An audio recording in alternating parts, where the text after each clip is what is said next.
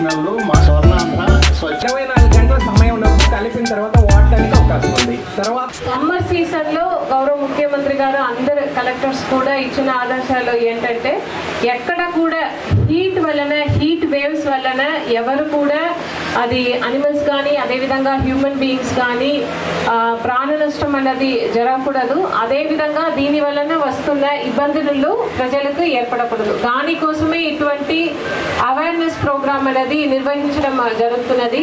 So దీంట్లో ఇప్పుడు DMHO గారు మీ అందరికీ కూడా చెప్పడం జరిగింది ఎటువంటి ప్రికాషన్స్ తీసుకోవాలి, ఎక్కువ వాటర్ తీసుకోవడం, అదేవిధంగా వైట్ క్లోత్స్ కాటన్ క్లోత్స్ ధరించడం, అదేవిధంగా బయటకి అంటే ఎక్కువ ఉన్న టైంలో బయటకి వెళ్లకుండా ఉండడం, ఇటువంటి ప్రికాషనరీ మెషర్స్ తీసుకోవాలని మీ అందరికీ కూడా చెప్పడం జరిగింది.